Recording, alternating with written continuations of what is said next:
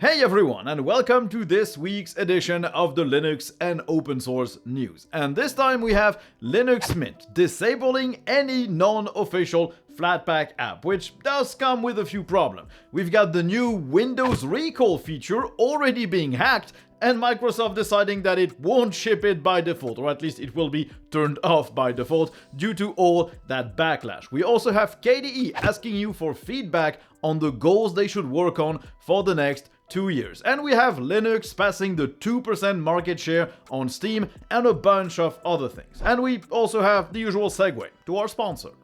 This video is sponsored by ProtonVPN, the encrypted and private VPN from the makers of Proton Mail. ProtonVPN lets you access anything on the internet while bypassing censorship and region locking by connecting to a server anywhere in the world, so you can stream any content you like from any service without restrictions, or access parts of the internet your country doesn't want you to have access to. ProtonVPN implements both VPN accelerators to keep your browsing really fast, and NetShield, which will block ads, malware, and trackers. On top of that, ProtonVPN doesn't keep any logs, meaning they don't record your browsing activity at all, and they can't disclose it to anyone. It can even integrate with the Tor network, and it has apps for Windows, macOS, Linux, Android, and iOS, plus browser extensions. And on top of that, they keep adding more and more available servers, so things stay fast for everyone. They already added more than 2,000 servers this year only, and they passed the 5,100 server mark already. ProtonVPN is free, and if you want even faster speeds and more features, you can upgrade to a paid plan. As always, I left a link in the description below so you can check out ProtonVPN. So, Linux Mint is making some moves on their software store and repos. First, they've implemented a bit of anonymous tracking on the repos to see where the bottlenecks are, so everything is as fast as can be. But more importantly, they have improved their software manager a lot. It should now load much faster, and they've disabled unverified flatpaks in that store, meaning that in your searches you will not see anything that hasn't been published by the official developers, unless you take a trip to the settings and enable that manually. You will get a little warning telling you that these apps aren't official and could be maintained by anyone. Even when enabled, unverified flatpaks will have a red warning under the app name, and they won't display any reviews, and they won't have a score. Now, as per their move away from GNOME apps to build their own GTK versions, they're apparently talking with a lot of involved parties, including GNOME developers, and they're saying everything is very constructive, even though they haven't reached any big decision on how to proceed just yet.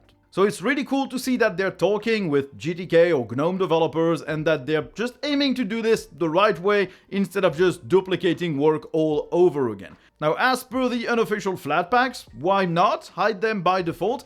But also, if you decide to display them yourselves, you probably should leave the reviews and the scores, because at least it lets you know if this specific application is well maintained, well built, and trustworthy, judging from what other people said. If you don't even have those reviews, then you're just installing things completely blindly, and that's not great. Also, apps from the repos are also not official and not maintained by their original developers, so should they have the same warnings and limitations?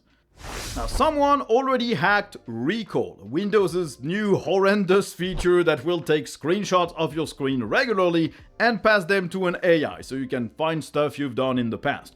The tool that allows for this hack, called Total Recall, can pull everything that Recall recorded because apparently the database is not encrypted and available in plain text.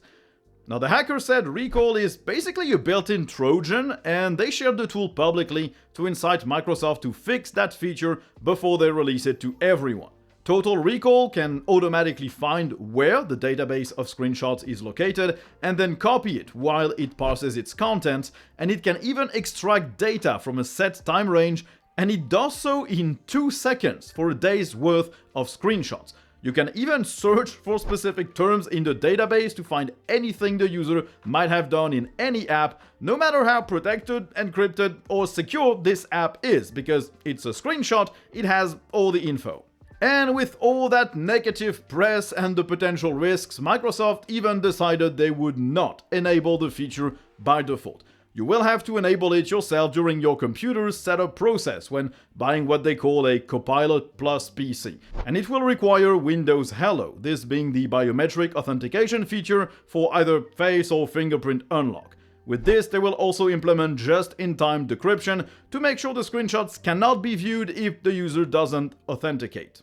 Still, I would not enable this feature if at any point you buy what they call an AI PC, because right now Microsoft says they do not send anything to the cloud, but they never said they wouldn't send any conclusions or AI training data generated from these screenshots. And honestly, we know Windows is a moving target. It will change settings for you without your input. It will change things from under you. So yeah, don't enable something that takes screenshot of your desktop all the time. It's just nonsense. Now, KDE is asking you and all the community to help them define their goals for the next 2 years. They created a board where you can open a ticket to explain your idea. Active KDE contributors will then analyze every ticket, ask questions to refine the goals, and generally just tidy things up. And then they will vote on which goals they want to pursue, and those goals will be announced at Academy in early September. This process is open to non-KDE contributors and also to non-developers, although the person submitting the goal is expected to rally people around it to ensure it can get done.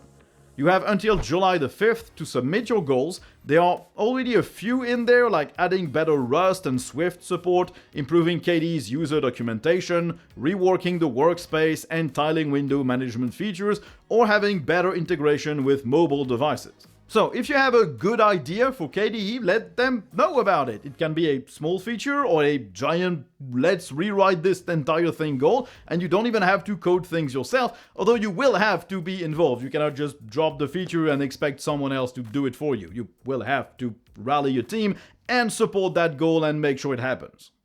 Now, there are some interesting updates for Elementary OS 8. First, they will let you choose between X11 or Wayland in the lock screen. They had said they would move to Wayland by default, but they hadn't really talked about the future of X11 at all, so it's good to know that they will still offer the option. The dock will also gain the ability to launch apps directly by pressing Super plus a number, like most other docks out there. The system settings also received more work, and judging from the screenshots, they look pretty nice and pretty legible, like GNOME settings, but more visual with like higher quality icons and just more visual flair. They also received a page to select your additional drivers, like NVIDIA drivers for example, so these things are no longer located in the App Center. Meaning that the App Center will no longer handle anything other than flatpaks, because it doesn't offer apps or packages from Ubuntu's repos. And more importantly, Elementary OS will now offer FlatHub as a remote, meaning you will actually get some applications to install out of the box instead of having to manually download a Flatpak ref file from FlatHub and install it manually to add the repo to your system. As per the Elementary OS developer platform to make Elementary OS apps, they released a version that OS 8 will use in their own Flatpak remote, meaning developers can either start working on or start updating their applications. It is based on the GNOME 46 platform, and it includes all the things that makes Elementary OS apps, with their style sheet, the Granite widget library that is sort of libadwaita but for Elementary OS, and libportal to work properly with system features. So that's one big mistake in Elementary OS that is finally fixed. Previously, you only had access to about 100 Elementary OS apps in the App Center after you installed your system, and none of those were apps you would actually require. You had no Office suite, no choice of browsers, none of the popular well-known applications. You didn't have GIMP, stuff like that. So finally, this is fixed, and I think it's a great decision from Elementary OS to finally correct that big usability problem. Now, hopefully Elementary OS 8 releases not too late this year, and I will definitely give it a shot on this exact channel. Thunderbird is also making good progress on a bunch of cool features. The first one is Exchange support. It's now almost finished, with the main workflow being implemented. You can set up an account, it can grab all your folders and messages, it can display messages as well, and they still have some work to do to make sure messages are properly sent and stored, and then there will be a broader call for testing before things go out to everyone. Another highly requested feature will be support for the system tray on Linux, for people who still use that thing. This is apparently due to them using Rust to build certain modules in Thunderbird. I don't quite understand how this was a limitation, because plenty of apps that don't rely on Rust actually manage to have a system tray icon, but apparently it made things easier. Other things include letting you choose an accent color in the app. Hopefully it will integrate with the accent color portal as well. They will add multi-folder selection and folder compaction to save some space, and for Windows users they will add native notification support as well. And there's no two ways about it, Exchange support is definitely a big plus for Thunderbird, and it will allow more people to move away from Windows and to use Linux, because Outlook will no longer be a mandatory application if your company uses Exchange. So pretty cool.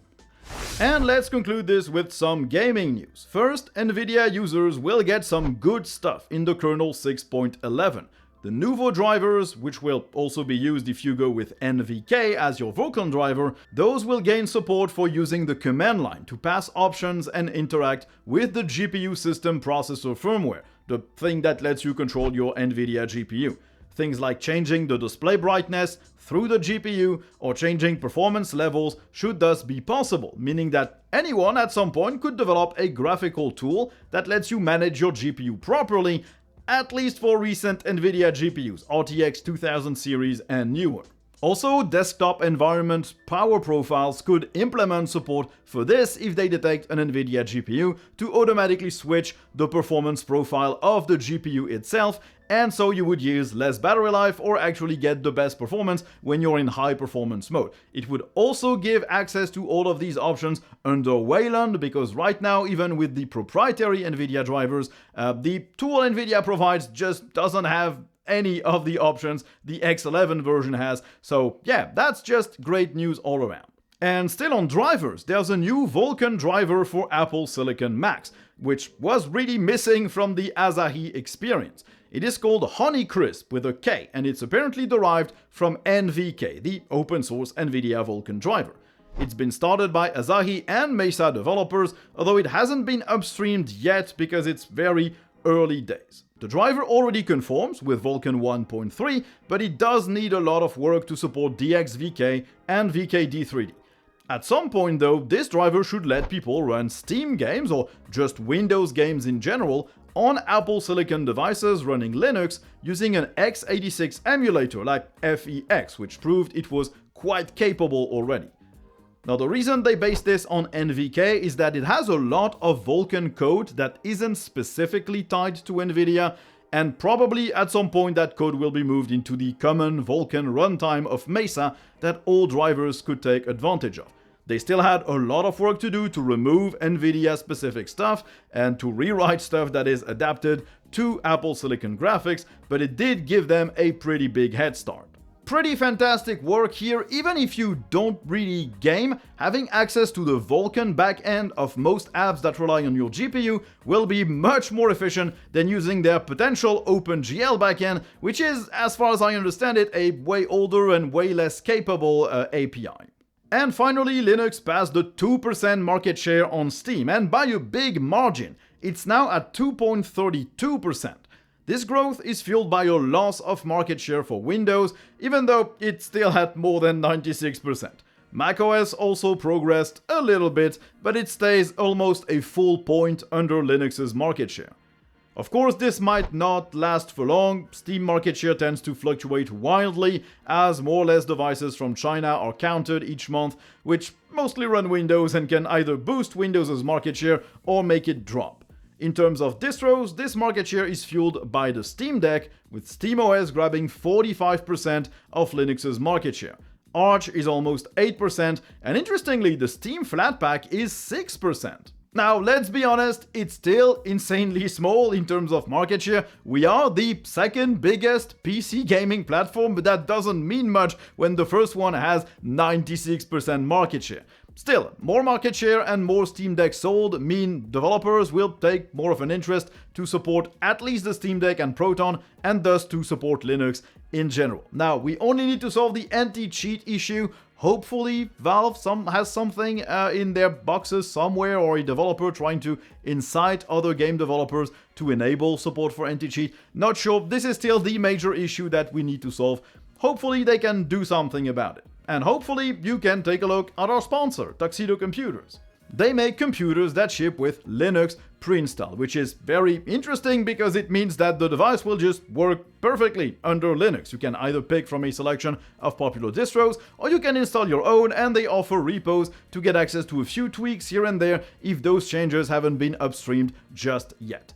They have a big range of devices that should cover every price point and every need, from office laptops all the way up to giant workstations, gaming laptops, gaming towers.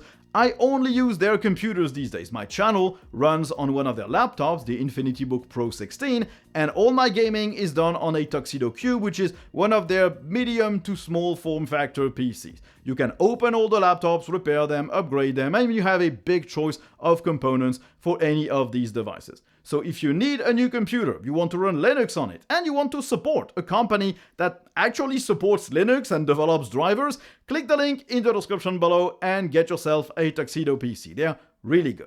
Okay, so thanks everyone for watching the video. I hope you enjoyed it. If you did, don't hesitate to like, to subscribe, to turn on notifications, to write a comment. And if you really enjoyed the channel, I left links in the description so you can support it financially and get a bunch of cool perks. So, thanks for watching. There won't be any news video next week because I will be on holidays, but I'll catch you the week after that. Bye!